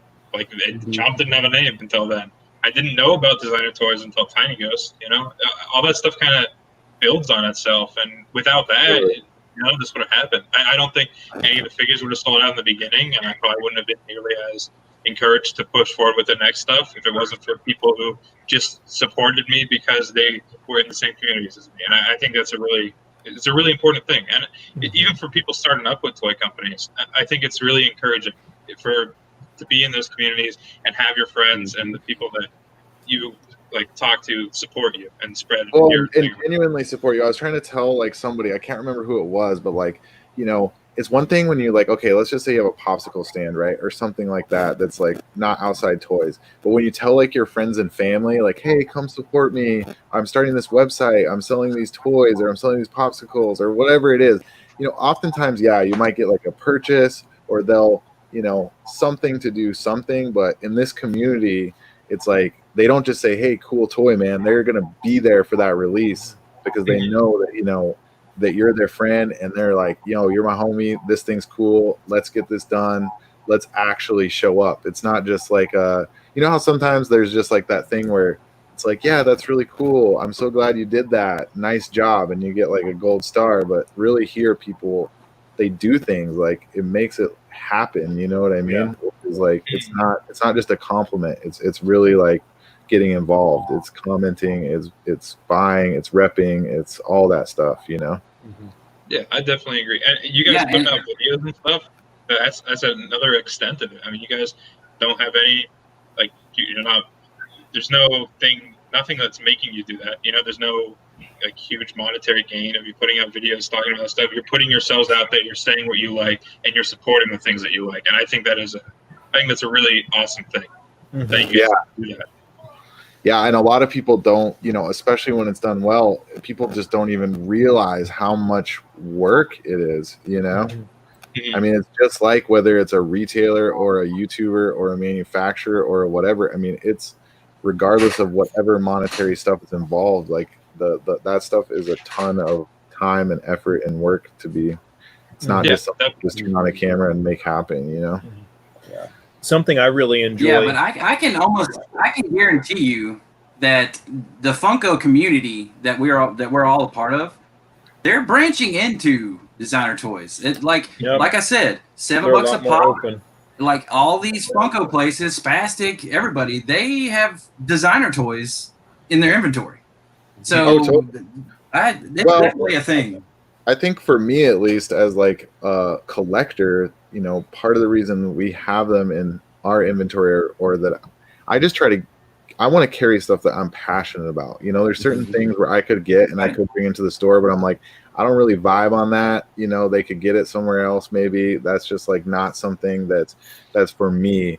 And I do think you're right. Once you do have a group of collectors now that is more hybrid. There used to be more division in between like pop culture collectibles and designer art toys. And I like the inclusion personally. I like, you know, people are like, oh no, I just do designer toys, no Funko. And someone's like, oh, I only do Funko. I don't know what that is. And it's like, no, man, like I love Funko and I love art toys, you know? And I think that that's a great place to be.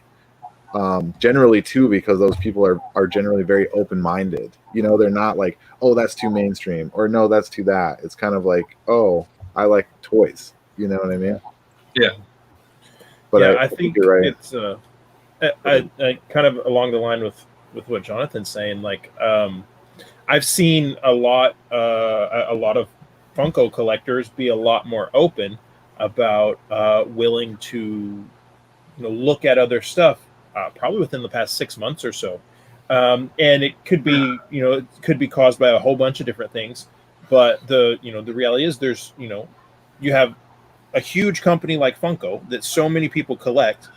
And the nature of a big company is that a lot of stuff is easy to get.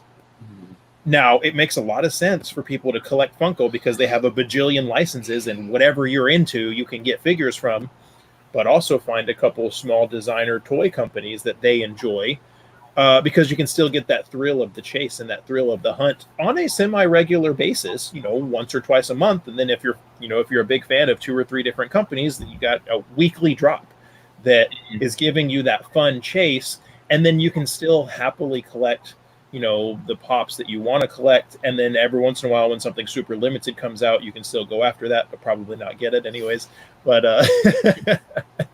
I've really seen that evolution in the collector community, really within the past 6 months, where a lot of people would be just myopically, I'm only Funko, and I started the hashtag Get Red Pilled in my videos, and just like you said, Connor, to make a video that, to be perfectly frank, is never going to be as popular as a Funko video because it doesn't have the word Funko in it. And lots of people won't watch it because it doesn't say Funko. But to still make those videos because this is something that's cool, or that is something that's cool, or I really like this, and I want to show it to people, show people that there's a lot of other stuff to be interested in. And a lot of companies doing really good work that deserve, the exposure. Yeah, that's awesome of all you guys. Like, I completely understand how everyone clicks on Funko stuff because everyone is like, there's a majority of people who watch these videos are watching Funko things. So it's very cool for me to see people like you putting out videos that you guys are just passionate about this company, and it makes me feel really supported, and it's a really awesome feeling. And I watch all of your guys' videos. I check them out as much as I can. I try to watch any Chomp videos that show up. So it really means a lot to me that you guys do this. Well, I think that's also why, it's partially why you're doing so well as well, because you are a collector and you've clearly made decisions with your company that are not going for just, I have a product that's selling. How can I just milk this product into money? Which is often, when you're making a utility product or other products, that's the goal, right? You're making like, bag or, this or that, the goal is to get some, make it popular, sell more. But, whether it's new molds or staying in contact with the customers or doing stuff like this, that really does show. And you see companies like BIM Toy, and you see companies or people like Quicks. He's a very nice guy, and these people are succeeding, including yourself, partially because you're making decisions that are beyond just, what's the simple path of least resistance to go harder, better, faster, stronger, which I for us as well as a retailer, I try to make those decisions as well. I don't want to be someone, I don't want to be perceived as someone that's just like, oh, I'm just here to, do this and make this kind of bleak transaction, but really enrich the experience for fun alone, Mm-hmm. I think one of the big things about Abominable, there's not a lot of toy companies that I would say that are like them. When we first made our first couple videos, they reached out and said, thanks for making videos. I don't see any of the other companies really do that. Yeah. No matter how big they are or how small they are. That was one of the things that, again, helped draw us even more, I think, into Abominable, is the fact that we're watching your stuff and we appreciate you doing something with it and showing it off. And one of those, I don't know if it helped out or not for you guys, but it's one of those, it made me as a content creator, as a collector, feel good that the company actually takes some time to say, hey, we appreciate you doing something, and we like that you enjoy our figure. Yeah, I mean, it really, seeing those videos and you guys put out there, it means so much to us.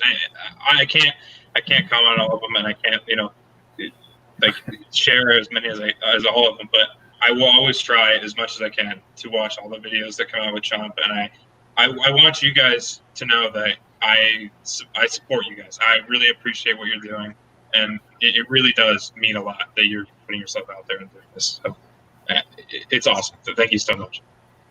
That's awesome, man. Yeah, I think we can all say we understand not being able to comment and share and even watch as much as we would like to.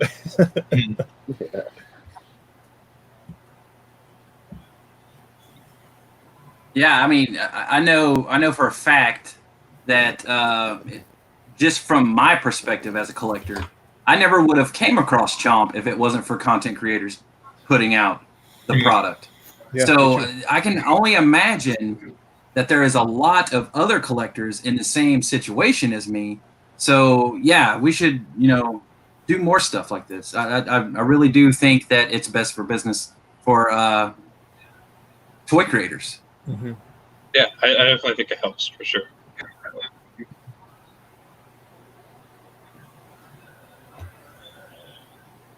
Okay, so I think we should wrap this up, guys. It's been 2 hours and 5 minutes, and it's been awesome. Connor, I really appreciate you, man. The product is amazing. You're an amazing owner. You're amazing in the collecting community. Thank you so much for stopping by. If you have anything to say, go ahead. We'll go around the table. Thank you all for having me here. I mean, I love doing this sort of stuff and being able to interact with the community as much as I can. And you guys provide a platform where I can do that. And I think that's a really awesome thing to do. And I appreciate you guys doing this, putting this together. And I had a great time, and I'm glad we got to talk about all this stuff. And I appreciate all the support constantly. It really means a lot. Yeah, it was fun. For sure. It was a lot of fun. Oh yeah, it was dope session we just had. I just want to say I appreciate Abominable Toys for being for the collector, caring for the collector. Totally. Yeah, it's really, really cool stuff. I'm definitely looking forward to, wishing you a great future, but I can already see it on the horizon and really excited to see how it all goes. And it is just, it's a very special thing all around to see the community. And I very much appreciate the place that I'm in and as a collector, as a retailer and everything. And I really think it's something that needs to be, seen as unique and appreciated, which I try to as much as I can. Mm-hmm.